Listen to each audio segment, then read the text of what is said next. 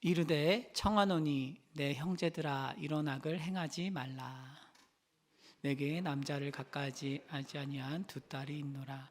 청하건대 내가 그들을 너에게로 이끌어내리니 너희 눈에 좋을 대로 그들에게 행하고 이 사람들은 내 집에 들어왔은즉 이 사람들에게는 아무 일도 저지르지 말라.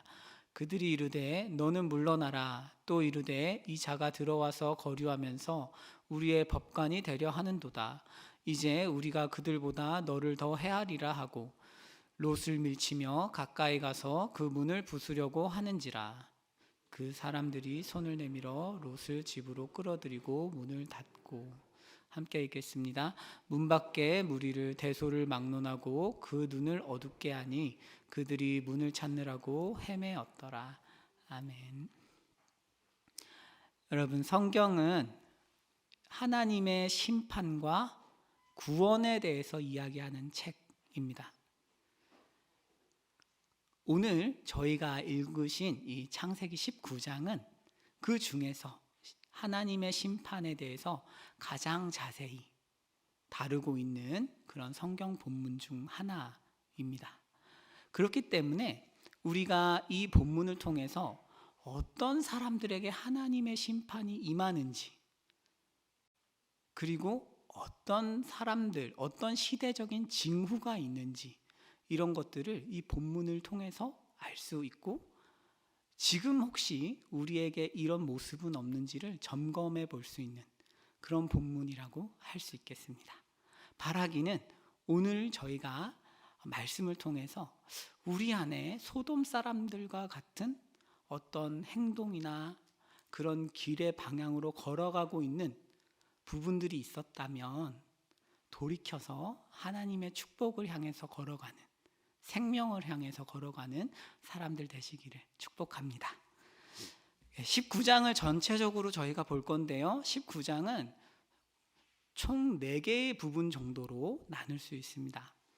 이 창세기 19장은 단 하루 만에 일어난 일에 관해 설명하는 성경입니다. 그래서 1절에서 14절은 저녁에로 시작합니다. 저녁에 있었던 일을 14절 동안 설명하고 있습니다. 천사들이 소돔에 도착해서 멸망을 선포하는 부분이고요. 그 다음 15절에서 22절은 동틀 때, 말하자면 조금 더 시간이 갔어요. 그죠? 동이 틀 때 방문자들, 천사들이 롯의 목숨을 구하는 대목입니다. 그리고 이어지는 곳에서 23에서 26절은 해가 떴을 때, 완전히 이제 해가 떴을 때 이제 주님이 도시들을 심판하시는 그 대목입니다. 마지막으로 다음날 아침 일찍이 이제 아브라함이 이제 멀리서 이렇게 사건을 목격하는 것을 이야기하고 있고, 30절 이후는 말하자면 에필로그라고 할 수 있어요. 그래서 이제 롯의 이야기가 마지막으로 나오면서 두 딸들과의 어떤 근친상간 이야기로 마무리하고 있습니다. 제가 이렇게 구조를 보여드린 이유는 다름이 아니라 이 구조 자체가 엄청난 메시지이기 때문입니다. 말하자면 지금 성경은 14절을 할애해서 밤 이야기를 하고요, 그 다음에 동이 틀 때 이야기는 그것보다 훨씬 짧습니다. 그리고 아침이 되었을 때는 해가 뜬 이후에는 더 짧아요. 말하자면 시간의 흐름이 굉장히 빨라지고 있습니다. 시간이 지날수록 서술의 속도가 빨라지고 있어요. 이해 가시나요? 어떤 이야기인지? 말하자면 우리가 드라마를 보는데 그 해당 장면이 점점 빠르게 진행되고 있다라는 의미입니다. 이것이 심판의 긴박성을 구조 자체가 전하고 있는 것입니다. 말하자면 이렇게 급작스럽게 하나님의 심판이 성큼성큼 속도감을 붙여서 다가오는 것을 성경이 말해주고 있다는 것입니다. 제가 굳이 이런 말씀을 드리는 이유는, 저는 국어교육과를 졸업했어요, 학부를. 그리고 저는 문학으로 전공을 했습니다. 문학으로 학사 학위를 받았는데요, 문학을 배우면서 저는 한 가지를 배웠는데, 이렇게 구조 자체로 메시지를 전달할 수 있는 것은 정말로 대가들만 할 수 있는 방법이라는 것입니다. 말하자면 저는 1900년대, 1800년대에 아주 위대한 작가들만이 사용할 수 있었던 기법을 이 구조를 통해서 메시지를 전하는 것이라고 배웠는데, 성경은 지금으로부터 3500년 전에 이미 구조를 통해서 심판의 긴급함, 긴박성을 전달하고 있는 것이죠. 말하자면 제가 드리고 싶은 말씀은 인간은 쓸 수 없는 책이라는 것입니다. 시공을 넘어서 이 위대한 책을 하나님께서 위대한 서술 기법으로 그려내고 계신 거예요. 우리는 지금 그런 메시지 앞에 서 있고, 정말로 이 책이 말하는 것, 인간은 결코 쓸 수 없는 이 책에서 멸망하는 사람들의 특징을 이야기할 때 우리가 좀 더 집중해서 그렇구나, 이것이 정말 하나님의 말씀이구나 라고 이렇게 기대하시면서 메시지를 보시면 좋겠습니다. 여러분, 이제 롯 이야기를 한번 좀 더 볼까요? 천사들이 저녁에 소돔에 도착을 했는데 롯이 성문에 있었습니다. 성문에 앉아 있었는데요, 이제 롯이 천사들을 만나서 자기 집으로 데려갑니다. 간청을 하죠. 오십시오. 그 당시에는 나그네를 잘 대접하는 것이 사회적으로 굉장히 명예로운 일이기도 했고, 또 어떤 아브라함의 기도 덕분인지 모르겠어요. 여하튼 해서 데리고 왔습니다. 데리고 와서 이제 무교병으로 식사를 지어서 밥을 먹였는데, 이들이 먹고 나서 문제가 발생합니다. 자, 우리 8절 한번 보실까요? 8절. 죄송합니다. 앞에 안 적어놨는데, 소돔 사람들이 이 남성들로 보이는 두 천사들을 겁탈하려고 집을 싼 것입니다. 집을 에워싸서 롯에게 이 두 남자를 끌어내라, 오늘 우리가 그들과 상관하리라 라고 이야기를 한 것이죠. 여러분, 소돔 사람들은 이런 사람들이에요. 성경은 수많은 사건들, 수많은 이야기들을 이야기할 수 있지만 그 중에 이 사건을 딱 선별하여서 이것이 멸망하는 사람의 특징이라고 우리에게 알려주고 있는 것입니다. 어떤 특징이 있나요? 욕망을 따라서 움직인다는 특징이 있죠.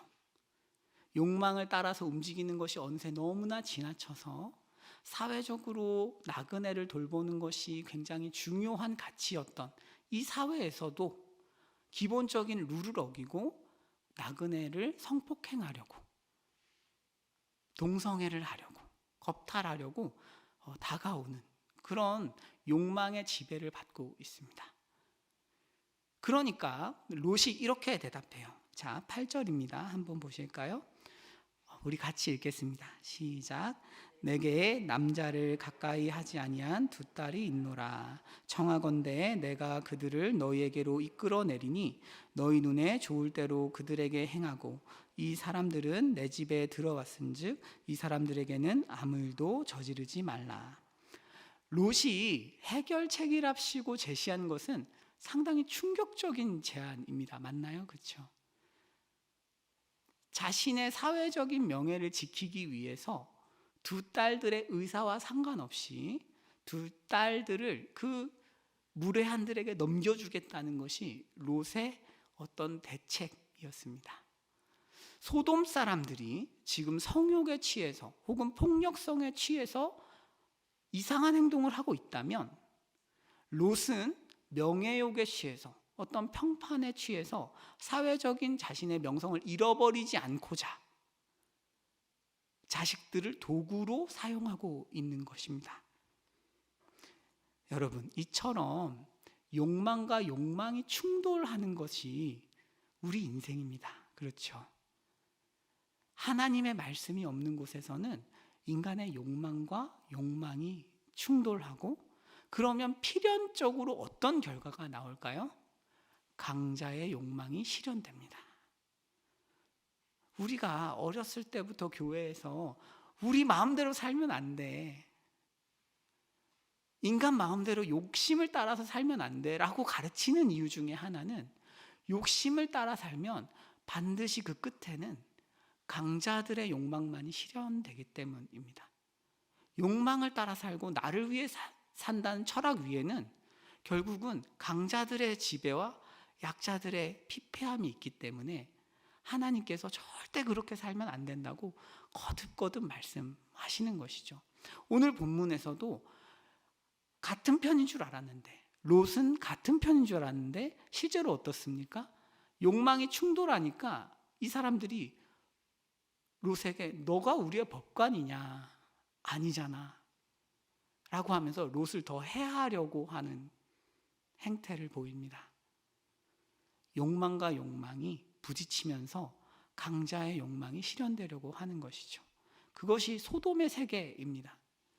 이때 감사하게도 하나님의 천사들이 롯을 구원해 주죠. 문에서 손을 뻗어서 롯을 구원합니다. 이어서 천사들은 롯에게 소돔이 멸망할 거야 이렇게 가르쳐 줘요. 놀란 롯이 사위들을 찾아가서 멸망한대 라고 이야기했지만 사위들은 반응하지 않습니다.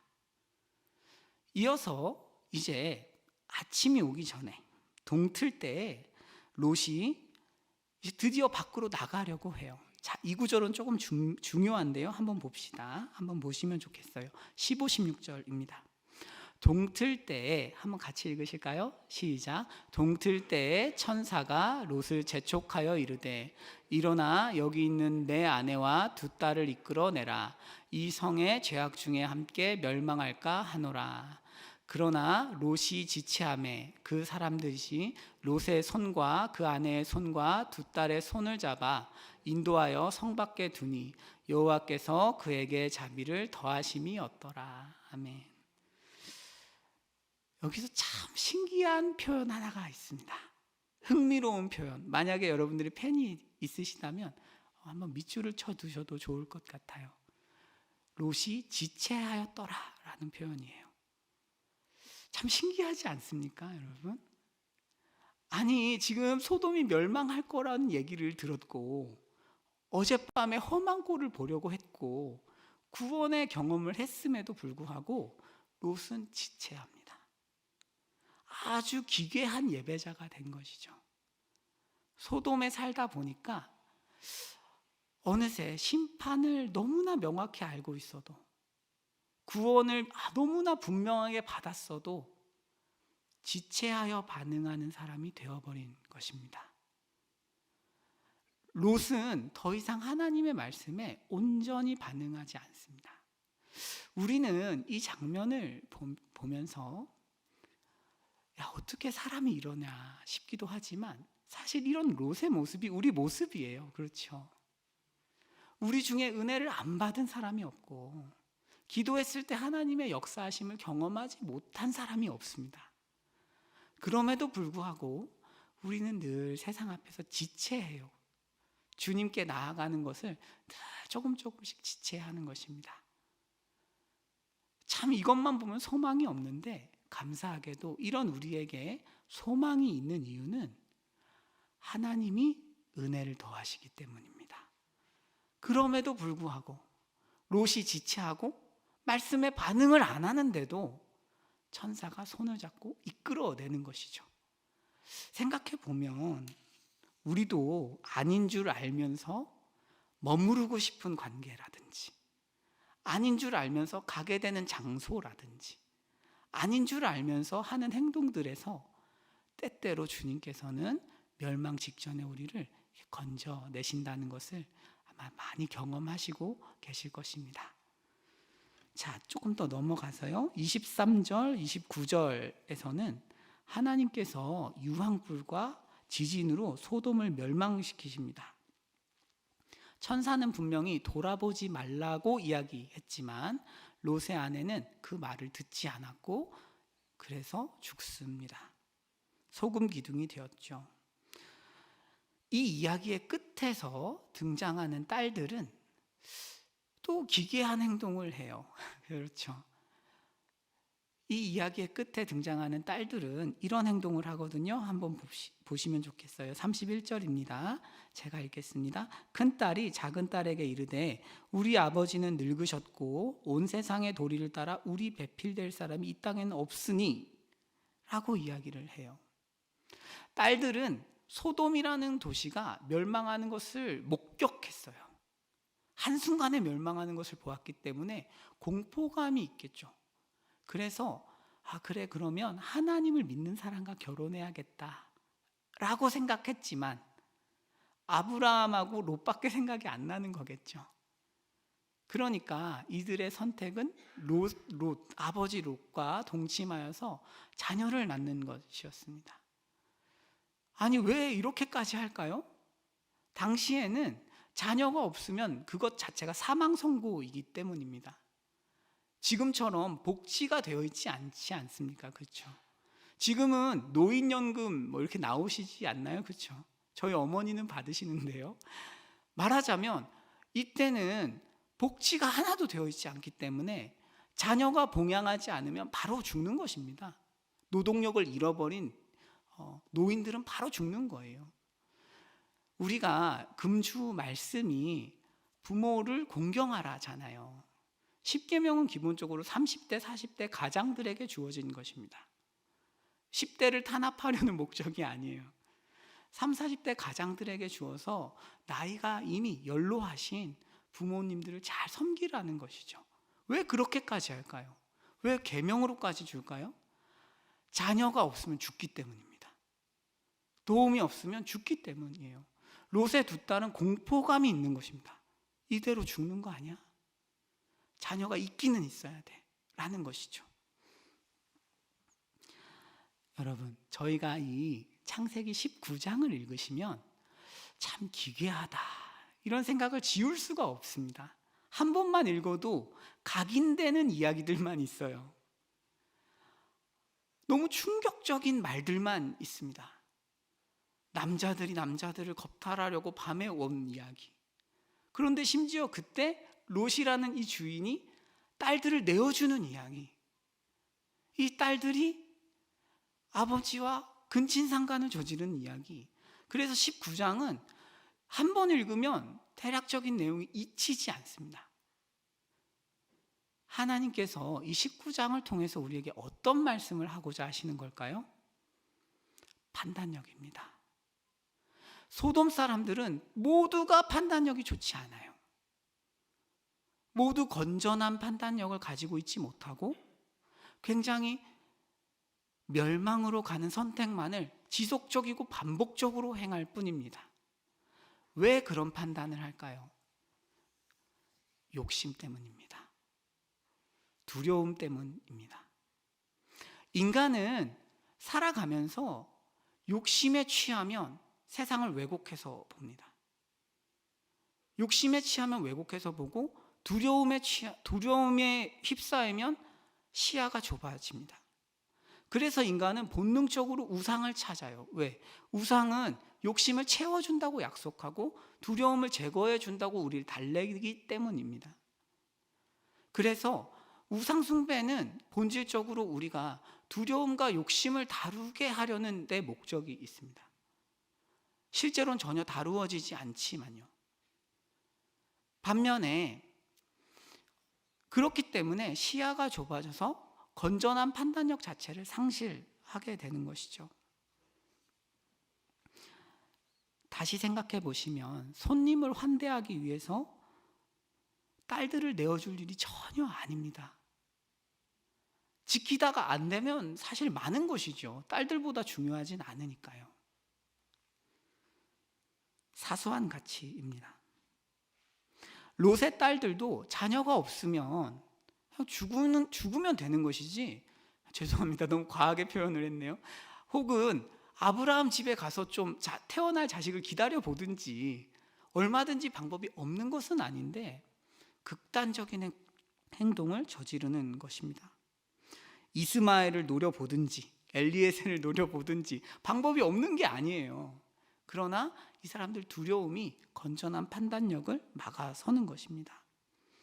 이와 달리 하나님을 중심으로 삼고 자아를 꺾는 사람들은 경험을 통해서 판단력을 건전한 것을 길러가게 되는 것입니다.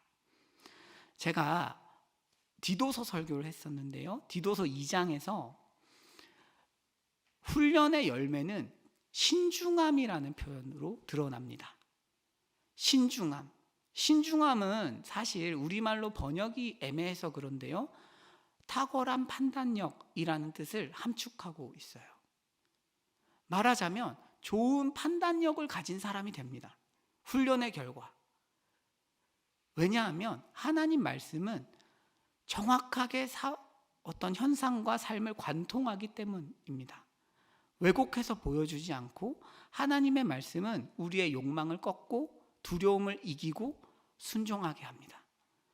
거기에서 탁월한 판단이 나오는 것이죠.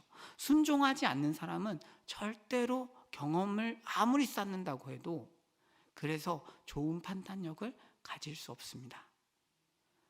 우리가 대학이 없어서 대학을 못 가서 그래서 삶이 엉망되지 않습니다. 절대로 그렇지 않습니다. 인간의 삶은 잘못된 판단이 이어질 때 망가집니다. 욕심에 취하고 뭔가 두려움에 지배당할 때 사람이 잘못된 판단을 연이어서 2번, 3번, 4번 하다 보면 삶이 완전히 망가지는 것입니다. 그러나 하나님께서는 그것을 이기게 하시는 것이죠. 그렇다면 우리가 어떻게 건전한 판단력을 길러갈 수 있을까요? 제가 순종이라고 말씀드렸는데 성경은 사실 디모데후서 3장에서 이렇게 이야기하고 있어요. 제가 읽어드리겠습니다. 모든 성경은 하나님의 감동으로 된 것으로 교훈과 책망과 바르게 함과 의로 교육하기에 유익하니 이는 하나님의 사람으로 온전하게 하며 모든 선한 일을 행할 능력을 갖추게 하려 함이라. 아멘. 성경을 알면 선한 일을 행할 힘이 생긴다는 것입니다. 왜 그럴까요? 건전한 판단력 때문입니다. 그러니 우리가 적용을 한다면 무엇보다도 제가 성도님들께 이번 주에 권면드리고 싶은 것은 말씀을 풀어주는 예배에 참석해 주시기를 권면드립니다. 하나님 말씀은 사람을 아주 멋지고 영광스럽게 만듭니다. 왜냐하면 말씀은 큰 가치를 말해요. 큰 가치. 영원함, 정의로움, 영생, 부활. 우리가 평상시에는 눈을 들어서 결코 볼 수 없는 위대한 가치들을 말합니다. 그래서 이 예배라는 것은, 말씀이라는 것은 우리에게 작은 것들에 집착하고 있는 내 모습을 고발하고 폭로하는 기능이 있습니다. 우리 삶의 문제는 대부분 욕심과 집착이에요. 그렇기 때문에 욕심내고 있는 내 모습을 말씀 앞에서 마주하게 하려면 큰 가치에 대한 이야기를 들어야 돼요. 큰 가치에 관한 이야기를 들으셔야 내가 얼마나 작은 가치 때문에 판단력이 망가져 있는지를 알 수 있는 것입니다. 왜 자기 자신이 인정받지 못한다고 난리가 날까요? 왜 섭섭할까요? 작은 가치이기 때문입니다. 작은 가치죠. 내가 인정받는 것, 내가 노력한 것이 보상을 받는 것, 누가 와서 인정을 하고 대단한 칭찬하는 것, 작은 가치입니다. 우리가 말씀 앞에 나아갈 때, 예배를 드리러 나갈 때, 기도할 때 하나님께서는 큰 가치를 보여주세요. 그리스도께 영광, 영원한 상급, 지금 인정받지 못해도 괜찮아. 위대한 길을 알려주시고 우리가 얼마나 사소한 것에 집착하고 있는지를 고발하고 드러내셔서 건전하게 판단하게 하십니다. 감각이 좋아지는 것이죠. 제가 작년 고등부 수련회 때 강사로 왔어요. 성복중앙교회에 여름 수련회 때 왔는데요. 그때 고등부 학생들에게 이런 이야기를 했어요. 주일 성수 정말 똑바로 해야 된다. 학원 가면 안 된다. 왜냐? 주일에 학원에 가서 성적이 오를 정도면 어차피 공부를 잘할 가능성이 별로 없다. 어차피 주일에 학원을 가야 되는 정도면 공부를 해도 성적이 잘 안 오릅니다. 죄송합니다. 그런데 성적이 오를지 몰라요. 하지만 분명한 것 하나 있습니다. 주일에 부모님들이 학원 보내시잖아요. 애들 신앙은 100% 망가집니다. 무슨 이야기냐 하면 제 눈에는 롯의 기괴한 행동처럼 보여요. 그게 주일 성수 하나의 가치를 지키지 못하고 세상의 가치를 위해서 자녀의 동의도 받지 않고 자녀가 싫어하는, 이미 월요일부터 토요일 내내 공부에 시달렸는데 주일까지 성적이라는 명목으로 자녀가 어떤 동의 없이 하나님의 즐거움, 하나님의 법을 어기면서까지 그 선택을 하는 것이 저는 롯이 두 딸을 내어주는 것과 크게 달라 보이지 않습니다. 심판받을 만한 일이라고 생각해요. 저는 그때는 제가 두 번 다시 볼 일이 없을 것 같아서 이렇게 강하게 얘기했어요. 지금 이렇게 되니 조금 친절하게 더 얘기할 걸 그랬다는 생각이 듭니다. 그런데 남서울교회에 화정부 목사님이라고 계세요. 그분이 그런 말씀 하신 적이 있습니다. 이 남서울교회는 강남 한복판에 있는 교회입니다. 처음 부임하셔서 이런 말씀을 하셨다고 해요.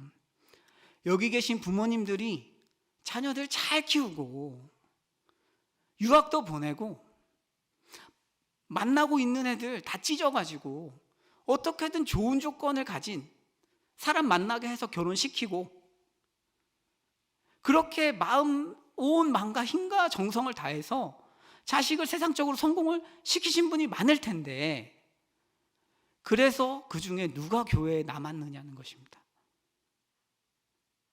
우리가 그렇게 기괴한 행동을 하면 자녀들은 롯의 딸처럼 변합니다. 롯의 딸이 왜 이럴까요? 롯의 딸도 동의를 받지 않습니다. 아버지의 의사를 묻지 않습니다. 롯의 딸도 기괴한 행동을 합니다. 믿음의 가정에서 자랐지만 믿음을 전수받지 못하기 때문에 아주 기괴하고 이상한 행동을 하는 것이죠. 이상하죠. 사실은 교회가 다 키운 것 아닙니까? 하나님의 은혜로 잘 된 것 아닙니까? 그럼에도 불구하고 더 이상 하나님 말씀을 듣지 않습니다. 아주 기괴한 예배자가 되어버린 것이죠. 그렇게 화정부 목사님이 말씀을 전했을 때 권사님들이 찾아오셔서 많이 우셨다 그래요. 목사님, 제가 이 말씀을 10년만 더 빨리 들었다면 제 자식을 그때 그렇게 마음 아프게 하지 않았을 것입니다. 그때는 딸들이, 내 아들이 교회를 떠날 거라고 생각하지 않았습니다. 하지만 이제 제 자녀는 다니지 않습니다.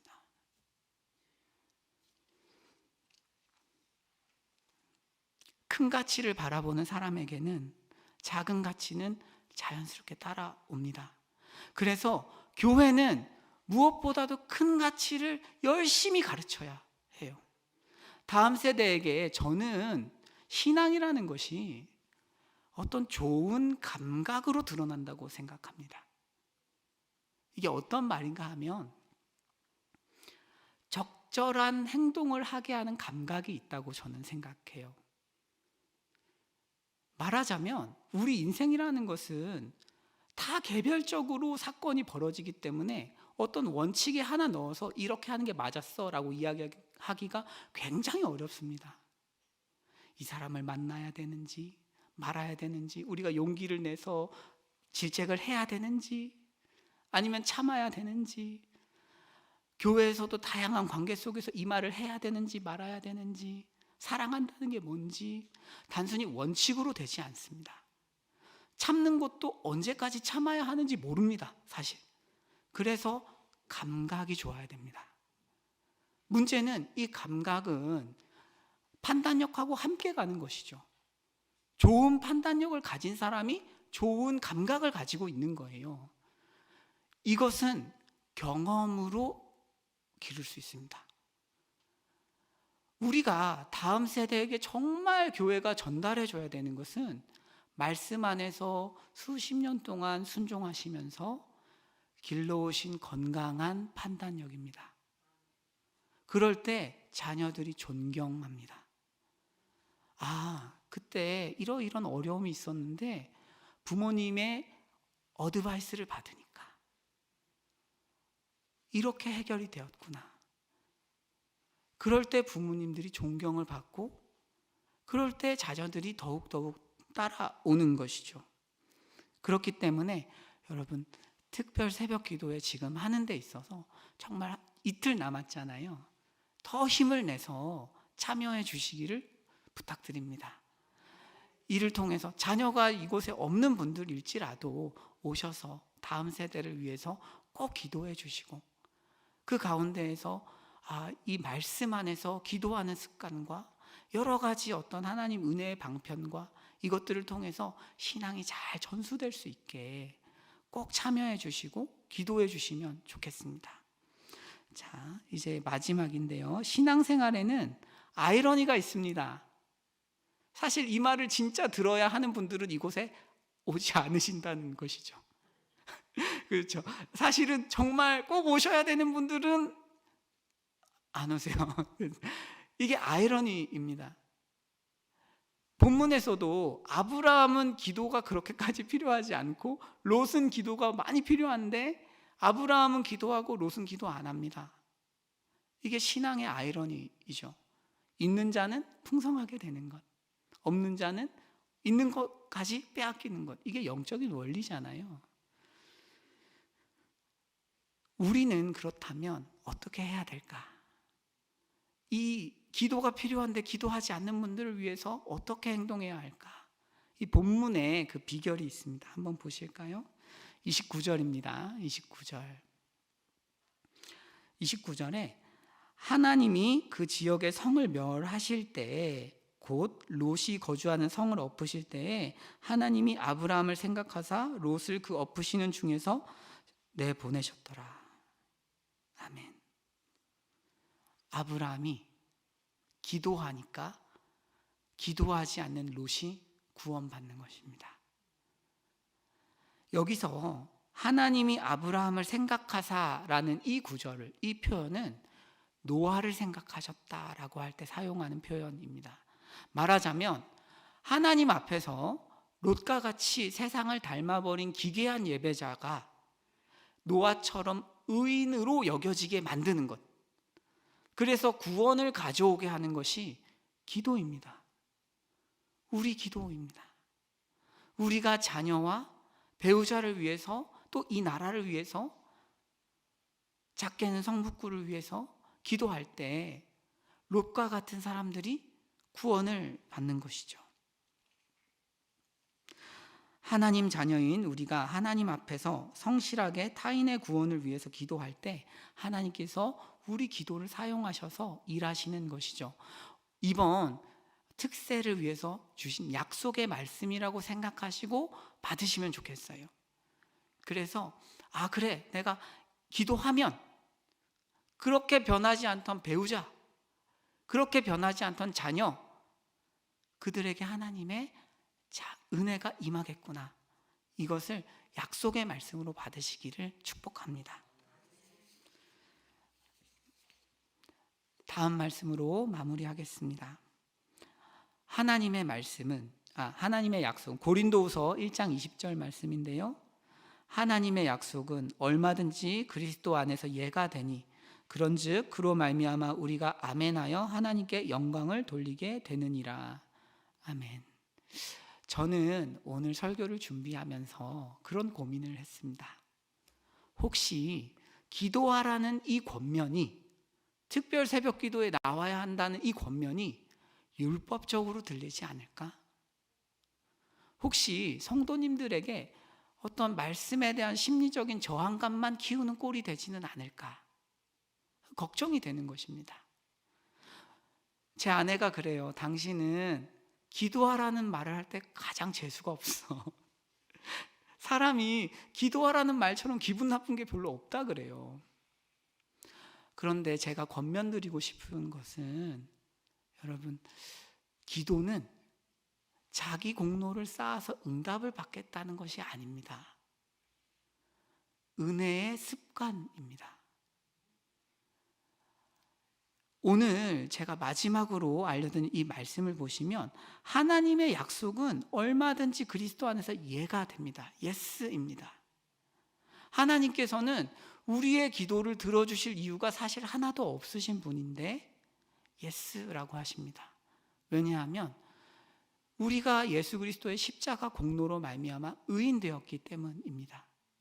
그렇기 때문에 우리가 주님 앞에 나아가서 주님, 아버지 도와주십시오. 아버지 은혜를 간구합니다 라고 할 때 놀라운 은혜들이 흘러 들어오는 것입니다. 이미 주어진 은혜가 현실화되는 것이죠.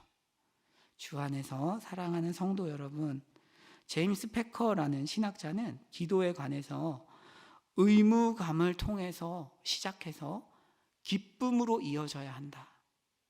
거기까지 우리가 훈련되어야 한다 라고 이야기했습니다. 그런 은혜가 이번 특별 새벽 기도를 통해서 있으면 좋겠고, 그 가운데에서 이 기괴한 행동들이 이제는 정리되고 하나님 앞에서 거룩한, 그리고 정말 열심을 내는 그런 한 해 되기를 축복합니다. 기도하겠습니다.